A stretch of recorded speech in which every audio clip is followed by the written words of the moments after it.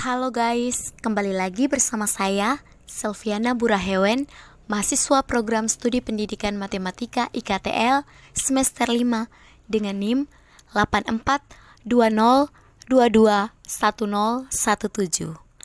Nah teman-teman, di video pembelajaran kali ini, saya akan membahas terkait model matematika pada penyebaran penyakit malaria. Untuk video pembelajaran kali ini memenuhi tugas mata kuliah pemodelan matematika dengan dosen pengampu Ibu Roberta Uron-Hurin, SSI MPD. Sebelum kita melakukan formulasi model matematika pada penyebaran penyakit malaria, terlebih dahulu kita mengenal atau mengetahui apa itu penyakit malaria.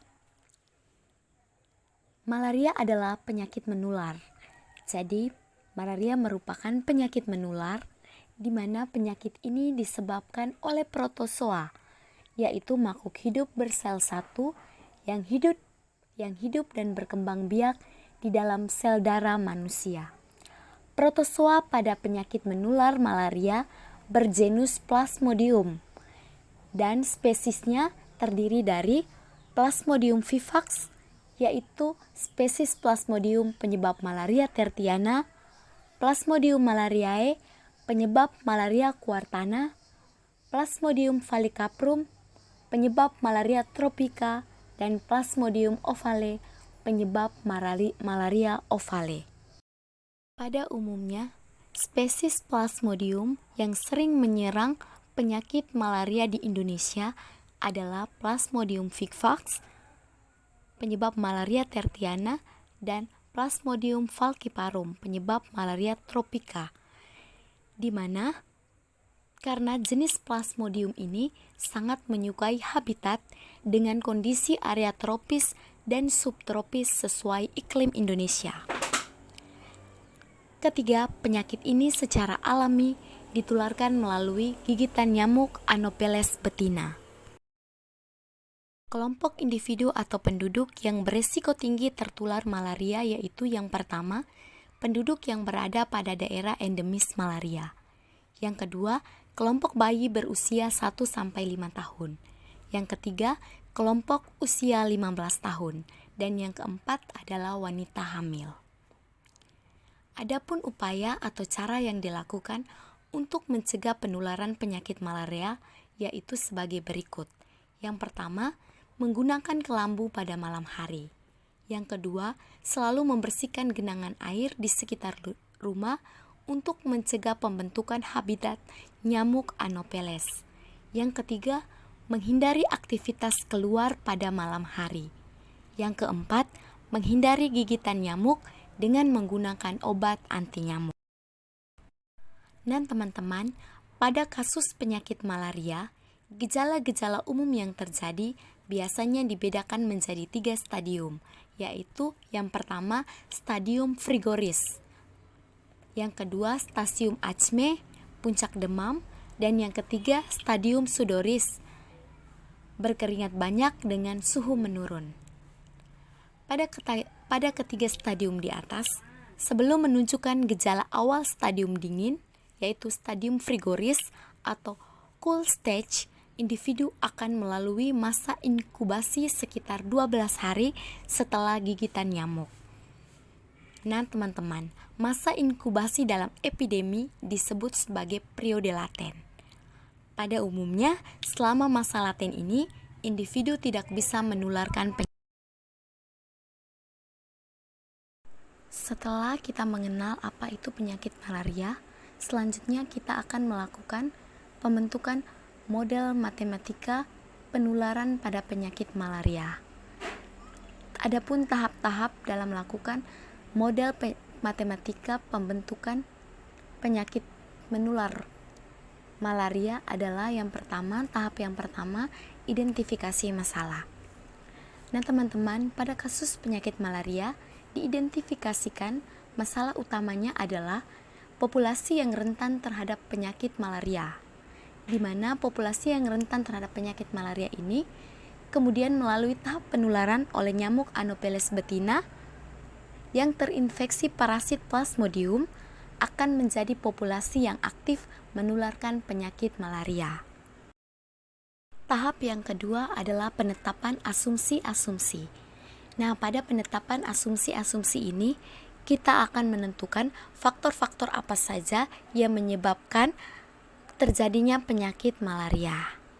Nah, jadi penetapan asumsi-asumsi pada pemodelan matematika penyebaran penyakit malaria, pada faktor-faktor yang menyebabkan penyakit malaria, yang pertama adalah setiap individu dalam populasi pada waktu T selalu berada di dalam salah satu subpopulasi yang rentan, susceptible, laten, expose, terinfeksi, infeksi, dan sembuh, recover. Yang kedua, individu yang pernah sembuh dari penyakit malaria pada lingkungan tertutup, artinya tidak ada imigrasi atau emigrasi, sehingga populasi adalah konstan. Yang ketiga, laju kelahiran dan kematian diasumsikan sama, artinya setiap individu yang baru lahir dan yang masih hidup masuk ke dalam kelas individu rentan terhadap penyakit malaria, dan setiap individu mati dari setiap kelas mempunyai laju proporsional dengan individu pada masing-masing kelas. 4. Penyakit malaria menular melalui gigitan nyamuk Anopheles betina. 5. Ada masa inkubasi dari parasit Plasmodium di dalam tubuh manusia. 6. Setiap individu yang telah sembuh dari penyakit malaria diasumsikan tidak akan terserang lagi atau dianggap telah memiliki kekebalan. 7. Bayi, anak-anak, ibu hamil, dan orang dewasa yang memiliki kekebalan tubuh yang lemah. 8. Lingkungan yang tidak bersih dan sehat. 9. Terdapat kematian alami dalam suatu populasi. 10. Setiap individu yang terdeteksi akan menjadi terinfeksi. 11. Diasumsikan setiap individu yang telah sembuh dari penyakit malaria akan masuk pada subpopulasi sembuh. Dari penetapan asumsi-asumsi berdasarkan faktor-faktor yang mempengaruhi penyakit malaria, akan ditetapkan asumsi-asumsi lagi terhadap faktor-faktor yang dianggap lebih berpengaruh terhadap penularan penyakit malaria. Nah, adapun faktor-faktor yang dianggap lebih signifikan yang mempengaruhi penyebaran penyakit malaria adalah yang pertama, setiap individu dalam populasi pada waktu T selalu berada di dalam salah satu subpopulasi yang rentan, laten, terinfeksi, dan sembuh. Kedua, setiap individu yang baru lahir dan yang masih hidup masuk ke dalam kelas individu rentan terhadap penyakit malaria. 3. Setiap individu yang telah sembuh dari penyakit malaria diasumsikan tidak akan terserang lagi atau dianggap telah memiliki kekebalan. 4. Terdapat kematian alamiah dalam suatu populasi. 5. Diasumsikan setiap individu yang telah sembuh dari penyakit malaria akan masuk pada subpopulasi sembuh. Nah, dari penetapan asumsi-asumsi ini untuk melakukan pemodelan matematika, maka kita akan melihat faktor-faktor yang lebih signifikan. Dari 11 faktor penyebab penyakit malaria tadi, sudah ditentukan faktor-faktor yang lebih signifikan dan hanya diambil 5 faktor yang dianggap lebih signifikan yang mempengaruhi penyakit malaria. Nah, teman-teman, setelah kita menetapkan asumsi-asumsi, langkah selanjutnya adalah kita mengkonstruksi model. Nah, berdasarkan asumsi-asumsi yang sudah kita tetapkan di awal, kita membangun suatu model matematika dari penyebaran penyakit malaria dengan menggunakan parameter-parameter dalam matematika untuk merepresentasikan asumsi-asumsi yang sudah kita tetapkan.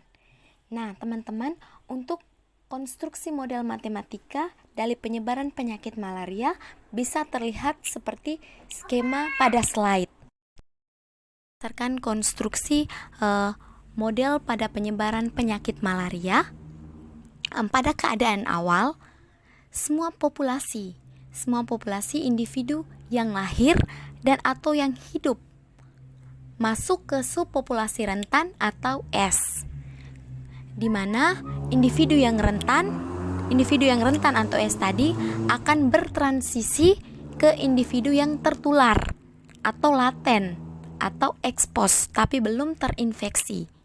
Nah, individu yang rentan ini akan mengalami pengurangan karena dia sudah bertransisi ke individu yang tertular atau ekspos atau laten. Dan dia juga berkurang karena mengalami kematian alami atau kematian yang tidak disebabkan oleh penyakit malaria. Kematian yang tidak disebabkan oleh penyakit malaria. Kemudian populasi yang tertular ini akan meningkat karena dia mengalami transisi dari populasi yang rentan. Populasi yang tertular ini akan meningkat karena dia menerima dari populasi yang rentan. Kemudian populasi yang tertular ini juga akan berkurang karena dia akan bertransisi ke individu yang terinfeksi. Selain dia berkurang karena bertransisi ke individu yang terinfeksi, dia juga berkurang karena dia individu yang tertular ini atau ekspos ini mengalami kematian alami juga. Nah, kemudian populasi atau individu yang terinfeksi akan meningkat karena menerima dari populasi yang tertular. Kemudian populasi yang terinfeksi ini akan mengalami perkurangan karena dia bertransisi ke individu atau populasi yang sembuh. Kemudian dia berkurang juga karena adanya kematian alami atau kematian yang tidak disebabkan oleh penyakit malaria seperti kecelakaan atau penyakit lainnya. Kemudian individu atau populasi yang sembuh ini mengalami peningkatan karena dia berasal dari populasi yang terinfeksi. Tetapi individu atau populasi yang sembuh ini akan mengalami pengurangan karena adanya kematian alami juga.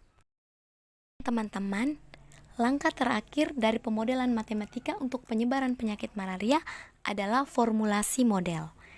Nah, berdasarkan skema model penyakit malaria di atas, maka diperoleh formulasi model Sear pada penyebaran penyakit malaria. Dengan formulasi modelnya seperti terlihat pada slide.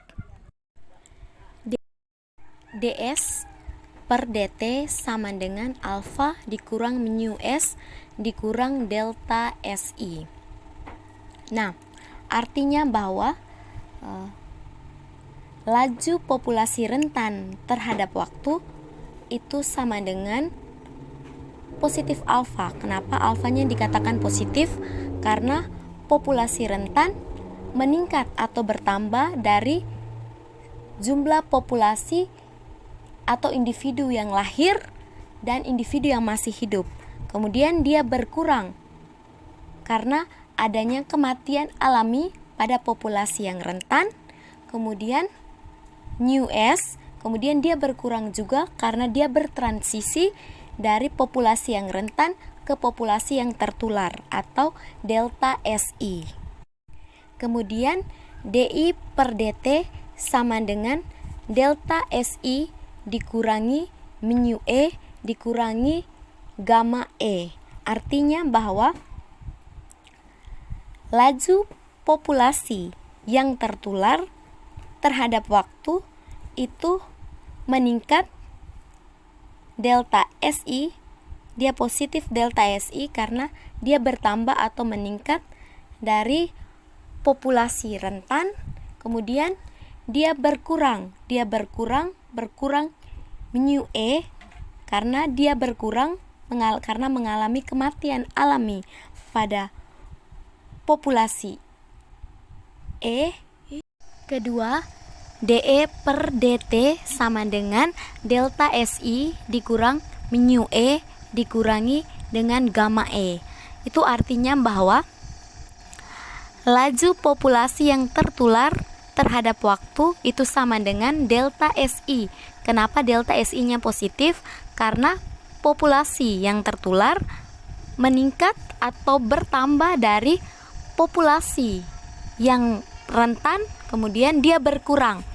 Dia kurang new E karena dia mengalami kematian pada populasi tertular, dan berkurang gamma E karena dia mengalami transisi dari populasi tertular tersebut ke populasi yang terinfeksi.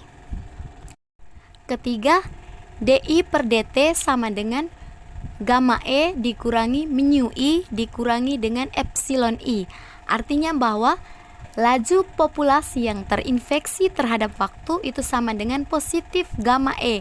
Positif gamma E karena populasi yang terinfeksi menerima atau bertambah dari populasi yang tertular, kemudian dia kurang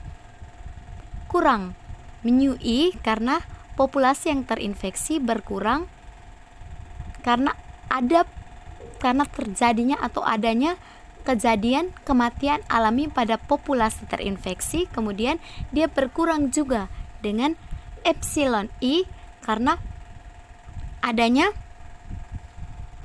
transisi pada populasi yang infeksi ke populasi sembuh. Yang terakhir, DR per DT sama dengan epsilon I dikurangi dengan mu R. Itu artinya bahwa laju populasi yang sembuh terhadap waktu itu sama dengan positif epsilon I, karena yang sembuh itu dia mengalami peningkatan dari atau penambahan dari populasi yang terinfeksi. Kemudian populasi yang sembuh ini juga dia mengalami pengurangan atau kurang mu R karena adanya kematian alami atau kematian di luar penyakit malaria seperti kecelakaan atau penyakit lainnya selain penyakit malaria. Sekian video pembelajaran dari saya terkait model matematika pada penyebaran penyakit malaria. Semoga bermanfaat.